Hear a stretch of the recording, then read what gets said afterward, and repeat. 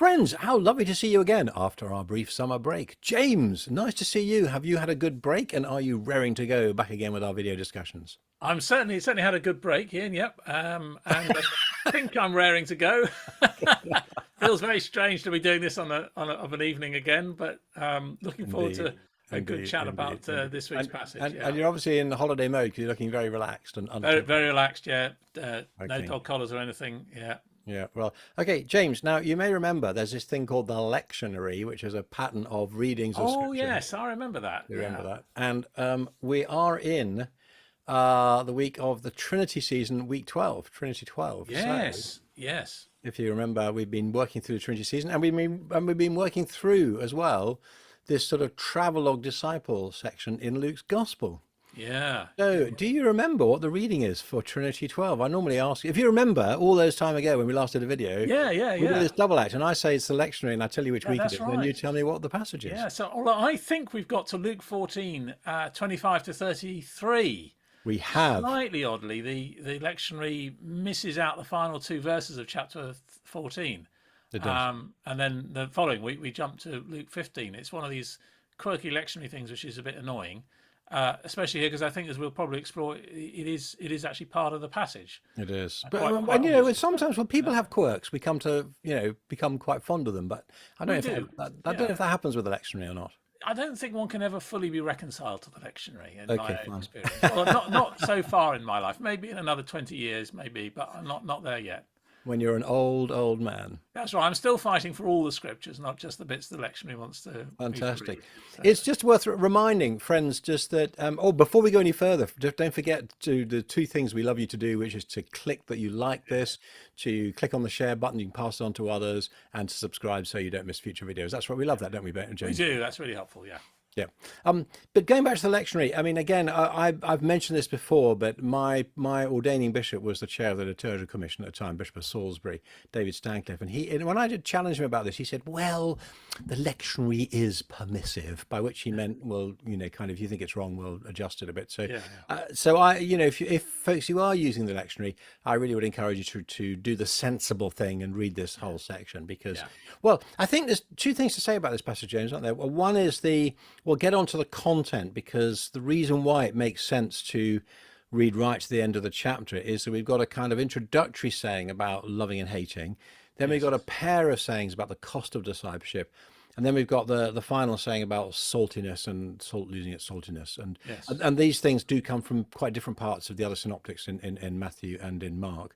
Yes. And in fact, we've got some unique material for Luke as well, haven't we? Which always Yes, we surprises have. me. Very Yeah, interesting. Yeah, it it is is. a bit surprising because you do feel very familiar with Mm. these two illustrations, but actually Yeah. they are only here in Luke, aren't they? And They are. They are. yeah. But before we plunge into detail, just Mm. I think we'll kick off by noticing we've got this sort of characteristic of this travelogue section of Luke, and Mm. this characteristic vagueness, connectedness, and vagueness. Because we didn't discuss on the video, but on the blog I kept publishing the articles. The previous section, which we haven't discussed, is about the costliness of the invitation, the invitation to the banquet.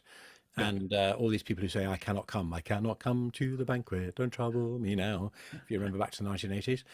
And the setting for that, though, was this stuff about the politics of the table. So the Yeah. previous bit was Jesus is invited to a meal, and then it's all about honor and, and also then inviting people back who cannot reciprocate. You invite people to dinner who can't invite you Yeah. back. So Yeah. the setting is about the table. Then you've got the cost of discipleship, and then you've got our passage, 1425. And of course, Luke gives no indication of a change of scene, but clearly there is a change of scenario. There's a connection of material Yeah. themes, theological Yeah. themes, but a completely different setting. Yes, and suddenly we appear to be on the road almost, don't we, with the crowd, following Jesus, and very significantly, I think Luke tells us that he turns and says to them, doesn't he? Which Oh is yeah, really interesting. And in yeah. Luke, this idea of Jesus turning towards the crowd is a way of Luke particularly emphasizing the importance of what Jesus is saying. It seems it's a very physical, deliberate act. It's almost as if he's out in front, they're following him, and he says, "Right, okay, we're going to stop now. I'm going to turn around and I'm going to address you." It's not a sort of casual chat with the ones around him on the road, but there's almost a kind of, A strong, challenge. yeah. It's Yeah, I really need to tell you this, you know. yeah, yeah. And by golly, that's so true in this particular passage, isn't it? Which is immensely challenging. It is. Now, I'm really fascinated that Luke, again, it just on the first verse, this emphasis, Mm. ochloi polloi, they're great Yeah, crowds. crowds. Yeah, And I know in Mark's gospel, Mark does make a mention of the crowds repeatedly, but in Luke, there seems to be this emphasis on the greatness of the crowds that are following him on the one hand, and then the greatness of the challenge to discipleship on the other. So yeah, it's almost as if that Luke is telling us that, yeah, Jesus' teaching was fascinating and what he was doing, people were really drawn to it. But as much as they were drawn to it, these people weren't disciples. They were, as long as they were sort of, as it were, mm, watching the show, then yeah, they hadn't really understood. And so Jesus is constantly turning to them and making these comments about discipleship. And it's really fascinating, as you say, that to the crowd, he's making these very costly demands and challenges. yeah.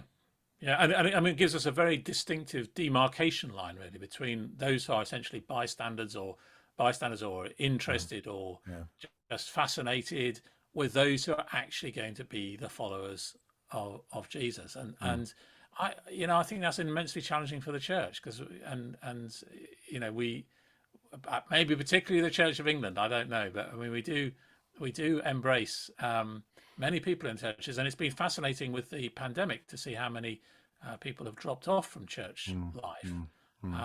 And I just wonder if they were ever disciples or bystanders, or and were really bystanders. So it's quite Yeah, and interesting. that's really interesting commenting about the Church of England because, again, being the church established by law, Mm, and therefore church leaders having a kind of standing in society yeah, just because of being part of the church, then I guess there's constantly that. I mean, that's true nationally in terms of bishops and so yeah, on in their areas, but it's also particularly so clergy in towns, and if you've got a civic role, and yeah, then there's the temptation to, as it were, play to the crowd or speak to the yeah, crowd, and yeah. and hold back from speaking about the challenge of discipleship. Yeah, I mean, a mutual friend of ours, I think, Ian, actually, I noticed recently, he said, what if churches on their website sort of said that, do come and join us, but you need to know that if you're greedy, then you're going to be challenged about that, and if you're, X, you're going to be challenged about that, and if you're Y, you're going to be Mm, challenged about that. mm, What if we were really upfront about that? That would be the equivalent, really, wouldn't it, of this passage, mm. where we say, we're being challenged by it, yes, sure, but you will be challenged by it as well, and that's just Yeah, part of the yeah, package. yeah. Yeah, and the as you say, the primary way, if we are going to sort of use that challenging language, we've got to use it to ourselves as well as Yeah, yeah, absolutely. No, to others. fingers So always pointed to us. Yeah, yeah. yeah, Well, let's get into the first of these. So the first saying, verse 26, if anyone comes to me, so there's the language of the crowds coming to Jesus. If yeah, anyone comes to me and does not hate his own father and mother and his wife and his children and brothers and sisters, yes, even his own life, he cannot be my disciple. Whoever does not bear his cross and come after me cannot be my disciple. yeah, Now, we have found this sort of language about the contrast, the strong contrast with yeah, hating one's kinship group. We found it in Matthew chapter 10. yeah, And it also, well, that I don't think that language comes in Mark, but the immediately the saying about taking up your cross and coming after me, which we've already had. Actually, it's a reiteration, isn't it, of that it is. crucial moment at with the confession of Jesus by Peter, and then Jesus immediately turning to the crowd and saying, Yes. I may be, yes, I am indeed the anointed one, but actually, I'm carrying my cross, and if you want to follow me, then you must carry your cross as well. And it's interesting that because of course it's Luke uses it as a recurring motif essentially, which becomes at the cross in Luke 23, where Simon of Cyrene carrying the cross behind Jesus. Yeah. It's actually literally enacted, and that Mm. then is clearly a model of discipleship, which Jesus has been alluding to Yeah. through the gospel in Luke 9 and then Luke 14 here. Yeah. Now, this isn't the first time that we've seen in this gospel, and I'm not sure if it's actually distinct of this. It may well be that we find this the anti-family language in Luke. Yeah, I mean, that's and I true. just Quite listed it common. on the Mm, article that you I did, posted yeah. yesterday, and it's in Luke 8, it's in Luke 9, Luke 12, 18, and 21. Yeah. I think it's language we struggle with, isn't it? I mean, how do we make Oh, sense of this language yeah. of hating your father and mother and brothers and Yeah, sisters? Absolutely, because I mean it's a given in it, and it's been given in our culture, and many times over in the first century, that one of the fundamental responsibilities of life before God was to look after and Mm, care for your family and be a mm, proper member mm. of it. So yeah, it's immensely challenging. But I mean, I think this language of hate here as I think you point out in the blog, is really the language. It's a Semitic hyperbole. It's a typical way Yeah, yeah, of saying you've got to get your priorities sorted out. yeah, And I think it's very interesting that Jesus not only includes the family there, but also oneself. Even life itself. In other words, even your own life. And mm, I guess what he's saying is something along the lines of where you found your identity, i.e., in your family, in your place in your family, or your identity in yourself, as it were, in all sorts of ways. And there's a challenge mm, for today's culture, isn't it? That actually you've got to lay that aside. You've got to find your identity in this in mm, relationship to God and to God's people in this mm, new kinship group that Jesus is mm. forming, which is the people of the kingdom. So that's it's a big I challenge. think that's really key. I was immediately going to say to them, I mean, the flip side of that coin is that allegiance to Jesus, then you then become a kinship group, your family, with others who have that Yeah, same radical commitment to yeah, Jesus.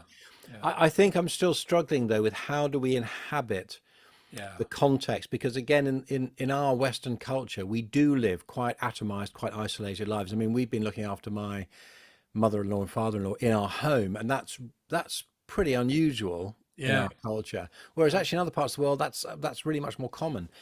And in other cultures people really are defined by their family relationships. Yeah, For instance, in cultures where you would take your father's first name as your surname, and then you have your first name, and then your yeah, son takes your yes, first name as his yes. We surname. have a family at church like that, who are Norwegian. Yeah, Oh, right, okay, yeah, yeah, and yeah, it's taken us a while to get our heads around it, yeah, really, yeah. and caused a bit of confusion at the local school, I think. So Mm. But yeah, particularly in an Asian context, in the sort of Far East, yeah, then that indicates your fundamental loyalty and your fundamental identification yeah, with your family and your family group, and then beyond that, your sort of tribal yes, group and so on.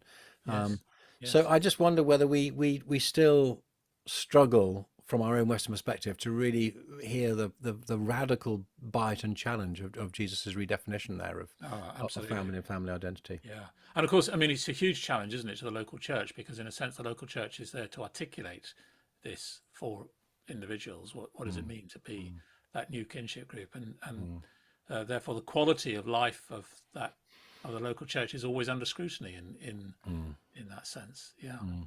And for those who, I don't think either of us are in this context, but those who are working in areas where there are a lot of Muslims as well, Yeah. Yeah. again, one of the things that this is going to have a real direct impact. So, in that sort of context, if we're not prepared for people to become part of our family group Yeah. in a very practical way, then it's hard to expect them to respond to Yeah.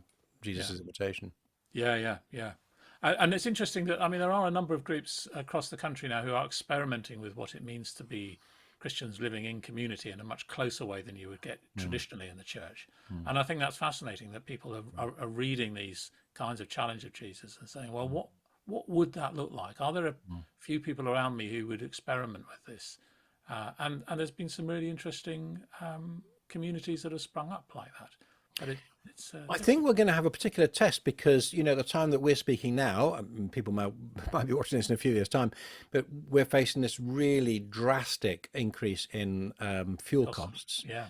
And I think, therefore, in our church families, we are going to have some folk for whom some folk who it's going to pass them by a little bit, others for whom this is going to be a massive, great thing. So here's a Yeah. real practical challenge. And of course, for Luke, the outworking of all this is Acts 2:42, where the Yeah. believers held everything in common and they met daily and they broke bread in each other's homes. And there really was a material expression of this familial interdependence amongst the followers of Jesus. So maybe we've got a particular challenge and opportunity this coming winter to work out what that really means for each other. Yes, and I know churches are thinking about, as we will be, about thinking of opening up our church rooms, which are being heated anyway, As a warm for people to space. come and stay in during the day and Yeah. have a coffee, so they don't have to heat their own homes. You can just imagine how that for a single person, particularly, even if you're elderly, but I guess on a pension or something like that, that would be really significant. But it would be significant for others too. Just to stay with this language of Mm, hating as a mm, hyperbole, and I just mentioned a couple of examples where you can actually find in the Old Testament. One example was Laban's love, greater love for Rachel than Leah, is described by saying that Laban loved Rachel, but he hated yeah, Leah. yeah, And again, you get this language in Deuteronomy as well. yeah, So you can see the hyperbolic nature of this. It's about yeah, comparison. yeah. And I mentioned just an article at Gospel of the Gospel Coalition. Jeff Robinson just comments that Oh it's yes, it's about the comparison here. So, yeah, and he comments, this is the first of three sobering warnings in Luke 14 against making a hasty decision to follow Jesus. A genuine disciple must love Jesus even more than your earthly family, take up your cross and follow him, and be willing to lay down everything, even your life, and go hard after him. yeah, So here's a really interesting thing, that Jesus is modeling something and expects us to follow this example, which is that somehow or other there's something about exercising the ministry of Jesus which draws people to us, or draws people to this new family. mm, And one key response is to put them off by saying, have you realized how costly this yeah, is? yeah, yeah, Now, it reminded me of something I was brought up with, which was, uh, what is the gospel? It's A, B, C, D. A is admit that you've done things wrong and ask for forgiveness. B is to believe. So this corresponds with Jesus' invitation: repent and believe the good news, for the kingdom of God is at hand. And then there was a C. Now, I think in some schemes C was commit, but actually it reminded me in others C is count the cost. cost, yeah, Count the cost. What's it going to mean in whatever context you're in? What's going to have to change? And it was interesting that was put quite up front. mm, And then D was to do something. So to do something in response, to say to other people, say to tell someone else that yeah. you've made this decision. So counting the cost. And again, I wonder, how are we in a position to do that? And how do we go Yeah, about it practically? and I wonder, if something this is something that's actually really rather missing sometimes from our proclamation of the gospel. That actually, once again, in the Church of England, people often drift into faith, Hmm. and then struggle later on with discipleship because it appears to be more costly than they imagined. Yes, And yes, actually, encouraging people to count the cost may encourage people to commit. yeah, And yeah, because counting the cost is not, Jesus doesn't see it particularly, I think, as a negative thing. He just wants to make sure that people do it. yeah, So, and I think people are looking for a challenge. I mean, they realize that life doesn't work no, at the moment. I mean, goodness gracious. I mean, the world is in a pretty bad mess at the moment. hmm, To actually count the cost and commit yourself to a way of life that actually has a future, hmm, it seems to me like a very good thing. And otherwise, you're just drifting along in life and letting it hit you in the yeah. face all the time. So, Well, if we haven't got the idea yet, Jesus then gives us two more illustrations here. yeah, So we've got yes, the yes, which of you desiring to build a tower does not first sit down and count the cost, whether he's enough yeah, money to complete it? Because now, well, there's something interesting. Well, several interesting things here about the culture, which is a tower would be some built by a king on a corner of a fortress, but actually, of course, actually, all sorts of people built towers. So yeah, you might build a tower if you well, I remember there's a passage in Isaiah which talks about a tower in a field of melons. So if you're growing yes. up an important crop, you might have a little tower so you can stand on it and sleep up there and have a look out and stop people stealing your melons. And Watchtower, yeah, yeah, or now one thing which has been a little bit in the news is about Mary, the name Mary Magdalene. And what's that about? Well, Magdala, on the north yes. west shore North of Galilee, Galilee, yeah, had a tower, and you'd have a tower to look out for fish at the sea, and you'd also have a tower where you might hang fish to dry. yeah. So it's not that uncommon a thing. I mean, I haven't built a tower, but I don't think you've got a tower in your garden either. But I haven't, no. no, but if we were fishermen, or if we grew melons, then maybe we would. So one when I was in Northumberland, I came across a tower built by the Vicar of Rothbury, and he built this tower quite sort of randomly because he wanted to employ the youth of his parish, and he Wow. turned it into an observatory. So there's this sort of vicar's tower just out randomly in a Fantastic. field. It's Okay. just the most amazing thing. So maybe But you never know. Those are the days. Maybe we should be building more towers. I think we should really. Yeah. um, Now it's interesting. Again, you got the other illustration, which is a king going to war, and neither of us are in that position. But again, No. the king sits down and first deliberates whether he's actually got the strength to win the battle. And again, it's not. Some people say, well, it's all about avoiding, humiliation. Don't be humiliated. But it's actually, I think, it's much more basic than that, isn't it? Jesus is saying, this is going to cost you, Yeah. and you need to count the cost on the one hand. Are you able to do this? But again, it draws us back, I think, as to what you were saying before, that if we recognize the cost, we actually recognize what it is that Jesus is offering us. He's offering us this amazing, costly gift of the kingdom and life in Him. Yeah. And it is going to be costly, but it is worth it. Yeah, absolutely. And I don't want to dismiss the humiliation thing, because I think in a sense it's almost as if Jesus is saying, you can choose your humiliation. You can either be humiliated because you didn't count the cost and you started out in discipleship and failed, or you can just be humiliated for being one of my followers, which goes with the territory. We know that. I mean, Jesus says that quite regularly, doesn't he? And then the war one is, well, I mean, I suppose if you make, well, I mean, it's actually very topical, isn't it? I mean, Putin gets into Ukraine. Did he count the cost of war? I mean, most people seem to think he didn't. No, no. And the terms of peace will be very difficult. Yeah, yeah. So Okay, so gosh, some challenging stuff there. The final saying, and then we might just reflect a little bit more on preaching this and making sense of it. yeah, The final saying about saltiness, which again the lectionary cuts out, but it is really an integral part of this. And yeah, it is again fascinating that Luke is quite happy, and I think as the other gospel writers are, but we notice it particularly here. Luke is grouping these sayings together under the theme. So this the two sayings about building a tower and the king going to war, as you said, I was absolutely convinced that I'd read this in Matthew, yeah, yeah, but these are sayings unique to Luke. yeah, yeah, Which again is just a reminder that the gospel writers are selective, so we shouldn't expect necessarily to see even really significant stuff in all the gospels. But this saying about salt is good, but if it loses its saltiness, how can it be restored? And again, that's in Matthew 5.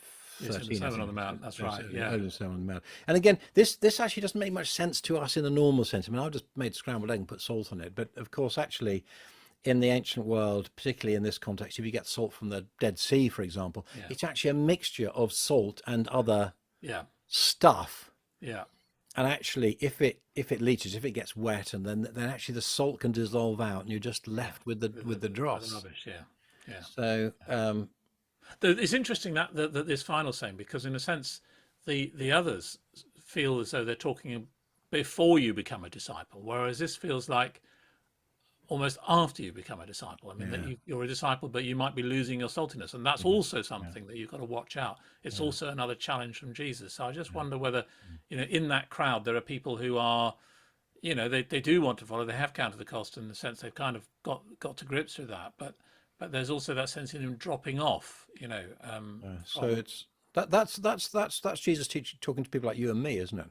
I felt the force of it. Yes, I definitely felt the force of it. And as you get older, you think, yeah, okay. I don't know about you, Ian. I become more and more aware of the cost of following Jesus as I get older, and it kind of counterintuitive, really. You ought to be used to it by now, but actually, it just feels tougher and tougher in many ways. Oh, well, it is fascinating that we've got this collection in Luke of Jesus saying things to those who aren't yet disciples, and then those who are on the brink of being disciples, and then those who've been disciples, and Yes. need to keep on keeping on. Yeah. We've talked quite a lot about how you do this thing between the crowds on the one hand and then the challenge of discipleship on the other. On the blog, I also quote from that well-known, I think progressive is the word she would use for herself, Nadia Bolz-Weber. And, I just quote a comment she's made about, well, in her case, sexual morality, but it could have been any issue, saying, hey, let's not all get hung up about purity, because in the end, it's all about grace. God loves us, and it's all about grace. And I suppose, again, we've got this real challenge about what does grace mean? And I actually entitled the piece, The Costly Grace of Jesus, because if Jesus is the ultimate gracious one and graceful one, and he is gracious to us, and yet he puts out these very tough challenges, first of all, we've got to make sense of this as a message of grace, and it's got to teach us what grace is. And it seems to me that if we think grace is saying, hey, I've done it all, relax, don't worry about being committed, don't worry about the hard questions of discipleship because it's all about grace, I think we've misunderstood. Yeah, yeah. I mean, isn't this what Bonhoeffer calls cheap grace? You know, the Yeah. idea that you can just sort of. I mean, it's at even a sort of human level, it would be deeply insulting, I think, to if you're a child who and to a parent, and the parent has just shown grace and forgiven you for something, and then you Mm. decide to take advantage of that, And do it again. do it again. That's Yeah. deeply anti-relational, isn't it? Yeah, it is. It, And of it, course, in fact, put in those terms, that is exactly the issue that Paul tackles in Romans chapter 6. yeah, yeah, You know, absolutely. well, why not carry on sinning so that grace Yeah, may abound? God can continue yeah, to forgive. And he says, how can you do this? yeah, And of yeah. course, he then uses quite a different metaphor of the fact that we've been baptized and our old Yes, life has been drowned and died in the nature waters of has changed. baptism. Yes, And now we've come up out of the waters in the resurrection life that we're living. So yes. I guess that for me, that is a really helpful key as well, because I suppose my question is saying, well, what, why does following Jesus continue to be this costly challenge year after year, decade after decade? And I suppose my resolution is say, well, this is the path to life. Yeah, There is no, we might say, well, okay, I've made a commitment, but now I'm going to sit back and be comfortable, and say, well, hang on, if you're sitting back and being comfortable, that you're no longer walking the path to life. no, no. And it's interesting that when you're well, particularly at our sort of age in life, you've had a pretty full working life. You've been pounding away, and you think, all right, well, I deserve a break, But actually, there is no break in that sense. And it's no good fondly imagining that, in 10 years' time or in 5 years' time, you'll be retired and you'll just be putting your feet up. And Yeah. that is not the way the call of God works on us, is it? I know. And yet, this is why I think it's so helpful in Luke's gospel, because Luke is the gospel of joy. Yeah, And as Jesus sends out the disciples two yeah, by two in this costly sacrificial mission, then he's filled with joy by the Holy Spirit and throws his head back and says, Father, I thank you that you revealed this to little children. So it is a path of joy as well as a path of discipline. yeah, Should we just finish then with this wonderful we've both been looking at thank you, Michael Parsons. yeah, For your yeah. commentary here on the Very Pioneer good. series. And Yeah, he really tackles this question head on and quotes from Bonhoeffer and says this. Bonhoeffer says, the cross is laid on every Christian. It begins with a call to abandon the attachments of the world. When Christ calls a person, he bids him come and die. And Michael Parsons' comments, thus German theologian and martyr Dietrich Bonhoeffer captures the stark demands made by the gospel. This radical obedience and absolute allegiance may sound harsh and impossible to most contemporary Christians in the West, and yet the history of the church is filled with those who have heard this call and responded with utter abandonment. yeah. And that's the path to life. Mm. Well, James, fantastic. Lovely to be with you again. And friends, thank you so much for joining us. Don't forget those three things. Click the like button. Apparently that helps. Click on the share, pass this on to other people. And don't forget to subscribe, and so that we can see you week after week. James, thank you very much indeed. Thank you, Ian. Very good to be with you again. And look forward to seeing you next time. Thanks. Bye-bye.